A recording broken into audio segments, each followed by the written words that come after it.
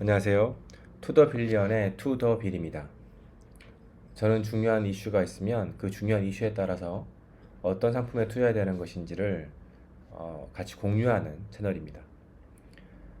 지금 한국 사회에서 제일 중요한 이슈로 떠오르던 게 지금 탄핵 재판이고요. 그 다음에는 부정선거 이슈가 있습니다. 다음엔 부정선거 이슈에 대해서도 한번 제가 다뤄보도록 하겠습니다. 이러한 중요한 이슈가 있을 때마다 시장은 변동성을 가질 수밖에 없고, 이럴 때 정말 중요하고 아주 쉬운 투자 기회가 발생을 합니다. 오늘은 트럼프 대통령의 두 번째 집권과 유가 매도에 대해서 말씀을 드리겠습니다. 1월부터 트럼프 대통령이 집권하고 나서 유가는 지금 하락을 하고 있습니다. 그래서 배럴당 60불 중반대까지 하락했습니다. 저는 배럴당 70불 이상이죠. 그러니까 트럼프 대통령이 집권하기 전부터 작년 11월 또 12월부터 유가를 매도하기 시작을 했습니다. 근데 그 이유는 간단했는데요. 그러한 이유들을 제가 왜 유가를 매도하고 있는지를 설명드리고, 제가 언제까지 목표 수익을 잡고 있는지도 좀 설명하고 공유하는 자료를 드리도록 하겠습니다.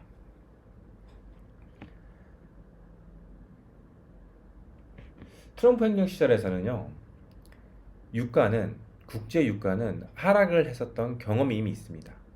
지난 트럼프 대통령의 집권 시기를 한번 비교해 보겠습니다. 2017년부터 2021년까지 유가를 비교해 보면 유가의 한 저가는 팬데믹 시기를 빼고요. 팬데믹 시기를 빼고라도 유가의 저가는 약 배럴당 39불대까지 하락한 적이 있었습니다. 무엇 때문이었냐면 미국 셰일가스 때문이었습니다. 연도별로 그 유가 평균을 보면은 2017년도에는 평균 유가가 약 50불대였고요. 18년도에는 조금 더 올라갔습니다. 그래서 55불에서 70불 사이였습니다. 2019년도에는 다시 떨어져서 59대로 또 떨어졌고요. 2020년도에는 팬데믹 영향으로 그땐 유가가 거의 한 40불 이하로까지 평균 유가가 떨어졌었습니다. 트럼프 퇴임 전 2021년도에도 평균 유가는 약 50달러 정도였습니다. 그래서 전체를 보면 팬데믹 기간을 빼더라도 트럼프 대통령이 집권했던 시기에 평균 유가는 약 배럴당 52불에서 한 54불 정도가 유지가 되었습니다. 바이든 정권은 어땠을까요? 바이든 정권 때 행정부 때에는 사실 많이 올랐었습니다. 그래서 바이든 행정부랑 트럼프 행정부 때의 국제 평균 유가를 비교해 보면 약 20불 이상 차이가 납니다. 왜 그러냐면은 이것은 오펙 때문이 아닙니다. 미국이라고 하는 전 세계에서 가장 많은 석유를 보유하고 있고 가장 많은 석유를 생산할 수 있는 생산 능력을 가진 미국 셰일가스에 대한 정책의 변화로 인해서 이러한 큰 차이가 발생한 것입니다. 트럼프 대통령이 유가를 낮출 수 있었던 가장 큰 이유는 바로 셰일가스 생산 증가입니다. 2017년도에 트럼프 행정부가 출범한 이후에는요, 미국의 원유 생산량이 급증했습니다. 그래서 하루 평균 1000만 배럴을 돌파했습니다. 2018년도에는 사우디아라비아와 러시아를 제치고 세계 1위의 원유 생산국이 되었습니다. 미국이요. 2019년도에는 미국의 원유 생산량이 하루 생산량이 1300만 배럴을 초과하면서 국제 유가가 급락을 했죠. 그러니까 국제 원유의 공급 과잉이 화제가 되면서 국제 유가는 급락하기 시작을 했습니다. 트럼프 대통령은 셰일가스 생산을 적극 장려했는데 그 이유는 미국은 그동안 식량, 그러니까 한 국가의 독립과 그 국가의 어떤 다른 국가를 의존하지 않고 그 국가가 부강해지려면 두 가지가 있어야 됩니다. 첫째는 식량이고 두 번째는 에너지입니다. 식량과 에너지라는 독립이라는 측면에서 볼 때 미국은 이미 식량이라고 하는 부분은 이미 아주 오래전부터 되었었고요. 식량이라는 부분은 독립이 되었었고요. 그래서 남는 식량들을 전 세계로 수출하는 나라가 미국이었습니다. 그런데 오바마 정권 때였죠. 2010년 초반에 미국은 로또를 맞게 됩니다. 바로 뭐냐면 셰일가스입니다. 셰일가스라고 하는 로또를 맞게 되면서 오바마 정권이 끝나고 트럼프 정권은 이것을 미국을 다시 부강하게 만들 수 있는 옛날의 미국, 그러니까 지금도 물론 미국은 전 세계 1등입니다. 하지만 지금은 전 세계 GDP의 약 25%가 미국이 차지하고 있는데요. 2차 세계대전 이후에는 미국 한 국가가 생산하는 GDP가 전 세계 약 50%를 차지할 때가 있었습니다. 다시 그 트럼프가 원하는 것은 마가로 가죠. Make America Great Again이라고 하는 거죠. 그걸 하려면 지금 우리가 가지고 있는 셰일가스 능력을 가지고 미국에 있는 에너지를 뽑아내서 수출하자는 겁니다. 그래서 다시 그동안 오펙한테 부탁하고 오펙의 결정만을 기다렸던 유가에 대한 결정권을 오펙이 아니라 미국이 가져가겠다는 거죠. 그래서 그것이 실제로 정말 신기한 일이 발생했습니다. 그래서 오펙 힘이 빠지기 시작을 했고 미국 셰일가스는 그 생산량이 급증하기 시작했습니다. 그런데 바이든 행정부 때는 에너지 정책이 180도로 바뀝니다. 바이든 행정부는 친환경 정책을 강화하면서 셰일가스 생산을 규제하기 시작했습니다. 2021년 바이든 대통령이 취임한 직후에 연방정부에서는 셰일가스 시추 허가를 제한시켰습니다. 환경보호를 이유로 셰일가스 및 석유 시추에 대한 각종 규제를 강화하기 시작을 했습니다.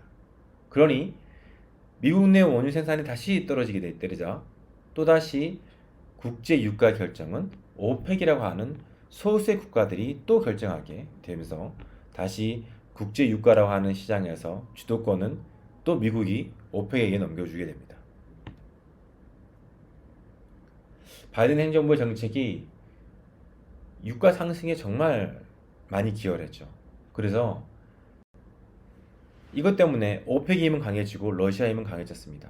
그래서 일부 국제 정치학자들은 어떻게 해석하냐면 러시아가 전쟁할 수 있는 힘이 생긴 것은 국제 유가 상승 때문이다.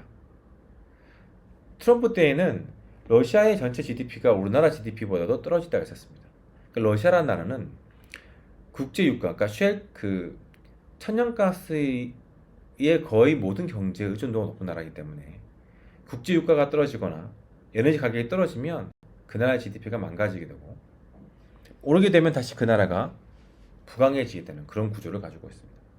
미국은 트럼프와 바이든 행정부의 이런 뚜렷한 반대되는 에너지 정책 때문에 트럼프 정부 때에는 러시아 힘이 약해졌지만 바이든 때에는 다시 러시아 힘이 강해지면서 러시아가 다시 우크라이나를 침략할 수 있는 힘을 마련했다. 발판을 마련해줬다라고 비판이 나오고 있습니다. 이것뿐만 아니죠. 유가가 오르게 되면 전 세계의 에너지 가격, 전 세계 물가, 전 세계 모든 물건의 가격이 오르게 됩니다.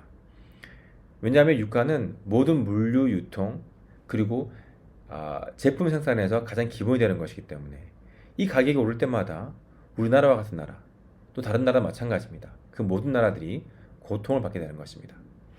트럼프가 두 번째 대통령이 되기 위해서 선거전을 치를 때 사람들이 물었어요. 인터뷰를 했습니다. 어떻게 물가를 낮출 것입니까? 어떻게 물가를 낮추면서 경제를 살릴 것입니까? 트럼프 말은 굉장히 간단했습니다. 셰일가스를 다시 생산하게 할 것이다. 이것이 트럼프의 입장이었습니다. 그럼 어떻게 되냐면 물가는 떨어지게 되죠. 에너지 가격이 떨어지니까 당장 우리가 차에 기름 넣는 기름 가격이 떨어지는 것입니다. 약 3분의 1 가격이 떨어지는 것입니다. 지금 트럼프 행정부와 바이든 행정부 시절에 우리나라가 에너지 가격의 차이는 하루에 약 1,000억 원입니다. 하루에 1,000억 원. 그러니 그 정도 많은 가격을 내고 우리는 에너지를 수입했던 거죠. 트럼프 행정부가 되면서 에너지 가격은 떨어지게 될 것이고 아마 이 혜택은 오펙을 제외한 모든 나라가 보게 될 것입니다. 오펙만 힘을 잃게 되는 겁니다.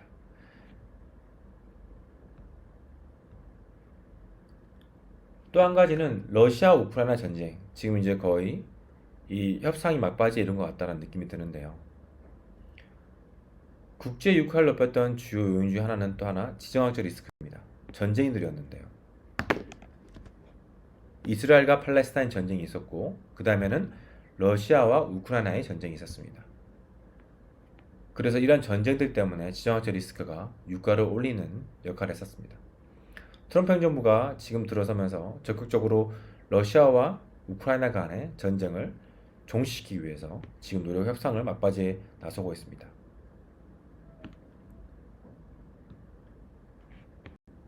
트럼프 행정부 첫 번째 행정부요. 지난 2017년부터 21년도까지 했을 때 그때 한번 비교해 보실 게 있는데 트럼프는 과거 그 시기에도 중동에서 아브라함 협정이라는 것을 체결했습니다. 그것은 무엇이냐면 이스라엘과 아랍 국가 간의 평화 협정을 체결시켰습니다. 이렇게 되면 어떻게 될 것이냐? 트럼프가 지향했던 바대로 이번에도 똑같이 지향할 건데 그러면 러시아 우크라이나 전쟁도 종결될 가능성이 높고 이스라엘과 팔레스타인과 전쟁도 종결될 가능성이 매우 높습니다. 여러분 어떻게 생각하십니까? 저는 이러한 이유로 유가는 급락할 것이라고 보고 있고 이미 지금 ETF를 통해서 약 두 차례 매도를 했습니다. 그러니까 인버스 ETF를 매수한 거죠. 그 방식으로 유가 매도에 지금 투자를 하고 있습니다.